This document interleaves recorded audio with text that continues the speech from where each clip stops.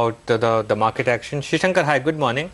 For an average retail investor, do you think it's still a good time to buy, or would you wait for a bit of a correction, considering that we haven't had any since the start of the bull market? See, probably for the last few occasions that I've been on the channel, I've been consistently saying that our market range is somewhere between around 7,200 to 8,200, and one should use every opportunity when the market corrects to buy in. That's been our mantra. That's been what we have been recommending to the clients. I don't think anything has changed in that thought process. That's number one. Number two, but what you said earlier, there's a lot of froth building up in some of the mid-cap strokes, small cap stroke micro caps. One needs to be extremely careful, and I think a lot more caution needs to be exercised on those kind of counters. That's for sure. Number three, there are some very interesting developments which has happened over the last 1 month, and which has been consistently about happening also for the last, not consistently, probably certain indications. But if I really look at it from a perspective of what does it tell me for the future, I think there is a lot of things for us to smile. One is the crude prices, the way it is corrected. I think year to date it's down 11.5%, etc. Brent is down. So effectively, for a country like India, our biggest problem in our current account deficit, everything else remaining equal, has been one of the huge crude bill that we have been having. So the pressure, I would think, from a falling crude oil prices is that your inflationary pressures, which would have otherwise had happened for petrol price increases, diesel price increases, leading to a huge amount of increase in other commodities, would probably get subsided for the time being, which means that there is a chance that inflation should start to drop. That's a big positive. Your current account deficit should be very much under control, again due to lower crude prices, which is again positive. Third, you've got all commodity prices still coming under pressure globally. With the exception of nickel and a bit of aluminum, etc., I've seen most of the other commodities. The thermal coal is down 20% calendar year to date, etc. So that's again positive from a commodity point of view. We should add a delta to the margins of a lot of those companies. The fourth, again, crude prices remaining low has also resulted in a large amount of crude derivatives, which are raw material, which will, for a lot of companies, which will benefit them on their spreads again. So there are a lot of positives as well. So let's not forget the positives. Okay. Shishankar, hi. Good to see you in this morning. How much of a risk is the Fed's timeline on hiking rates for the Indian markets? I think I wouldn't put it as Fed's timeline and risk for Indian market. I think it's applicable across the equity markets around the globe. So now, if you specifically ask for India, you look at the domestic institutional investors' net flow, which has been probably negative for better part of the last 8 months, and towards August we have seen that negativity becoming into a positive side for many months. But if you look at the from the 1st of September onwards, the entire trading sessions in September, that number is negative. So it's actually telling you that even when the market went to a new high, all this has happened due to a continuous FIA inflow. Now, if those any kind of a negative factor happens from the rate hikes, etc., which will happen, impact globally, you're also going to see an impact happening. That's number one. Number two, you're also going to see, because markets have reached a new high, a large amount of supply of paper coming in, new fresh issuers. So you just saw 1,000 crore raised by IDFC. So you'll see large number of issues happen.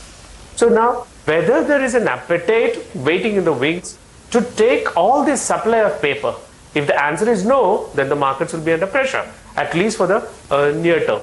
So those are all the things which will, to my mind, will be acting as speed breakers from a runaway bull market straight away up. So you will see corrections happening, you will see profit booking happening, you will see people applying for newer issues, etc. That's going to be there.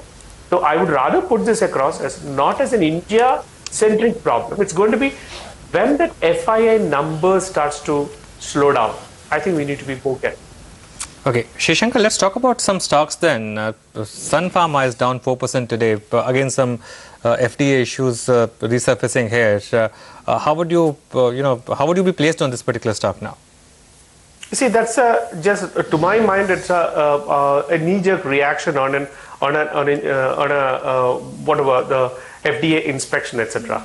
So I don't want to comment on it at this stage because you don't know what is the FDA, what FDA has given to Sun Pharma in terms of it after the inspection, or that inspection is whether it is over. We have no idea about all this kind of stuff. So rather than making a comment on it, I would rather sit back and say that yes, let it come back and let's come down. As long as these companies do not have a problem from FDA inspection relating to their exports getting stopped or anything of that nature, things shouldn't be a problem. But if it's the other way around, then it could be a different view altogether. Okay. Shishankar, you mentioned supply of paper in the Indian market. So I'm going to ask you about the divestment candidates. We have ONGC, Coal India, as well as NHPC, which received the CCA approval. And we have SAIL also, which has now been spoken about. Between four of those companies, which one would you think would be the most attractive to possibly subscribe to? And if all of them, could you prioritize for us? No, I would. It's a very difficult call to make, and etc. So let me put it across. You mentioned about SAIL, you mentioned about ONGC, and I forgot the other ones. Coal India and NHPC. Coal India and NHPC. And again, I would also add something like an SBI into that list as well, because I saw yesterday somewhere that SBI is also planning a share sale, correct? Yes, but they've clarified to us that it's not in the near term at least. They just spoke to us this morning. Okay. Now, it's going to be somewhere that people look at what is, again, SAIL is a classic case where there are two issues involved. One is coal, the other one is iron ore. How this entire captive mining, iron ore pricing for the local players, which the local players used to get at a much lower price when compared to the international price, and they used to have a competitive advantage in the global context, how that's getting narrowed down. So one has to make a call on that. That's from the point of view.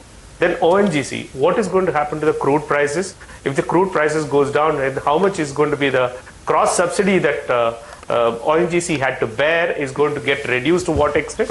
Now, all this needs to be looked in before one jumps into the conclusion. So I would rather come back and say that whether it is Coal India again, probably one of the companies which again has got a problem in terms of how much is going to be their e-auction call, and there is different views of how much is going to be placed in or sold under FSA, and is the e-auction levels going to be 10% or is going to be 7%, or they have been asked to lower it to 3%. So our analyst believes that it probably could be somewhere around on the higher side, and there could be a price increase happening on the coal side. So all this needs to be taken into consideration. So our thought process could be definitely from a point of view, Coal India is a stock that we cover, looks interesting from a longer term perspective. But in the near term, I would rather look and say that metals have been under pressure, steel has been under pressure, and a lot of these commodities also have been under pressure. So near term is going to be a big question mark. Shishankar, the last 1 month has belonged to autos and auto ancillary stocks. Do you still like them at these levels? And if yes, do you have any preferences? In fact, I would rather say that even pharma has been one of the star performers in the last 1 month. So autos, what we believe is that the immediate beneficiary of the economic recovery will be in autos. Autos number, if one looks at it, from April to August, I think the two-wheeler numbers are up 14%. And if I'm not mistaken, the passenger cars numbers are up 5%, 5.4. In the month of August alone, it was in double digit. So the sharp increase that you saw in August. So if that momentum continues, assuming that it's not been for stocking up for the festive season coming up, etc., then autos still have got a long way to go. And the good thing is you're going to be seeing, especially in the passenger car segment, more number of models coming up, more number of options for the consumers. And if this economy is clearly going to turn around, and autos will have a good rally continue to happen. Okay. Fair enough. Sri Shankar, any disclosures you'd like to leave us with? See, in all these kind of stocks that I have discussed, we have recommendations, we have got views from our analyst, and that's publicly available. Okay, fair enough. Thanks very much for joining in. So that's the fundamental view coming in on the markets. And remember that you can catch that entire conversation on moneycontrol.com/CNBC TV18. Time for a break now. But up next, we'll be discussing Sun Pharma, which is under pressure today after the US FDA has been or is conducting a surprise audit at Sun Pharma's Halol facility in Gujarat. Sarabjit Kaur Nangra of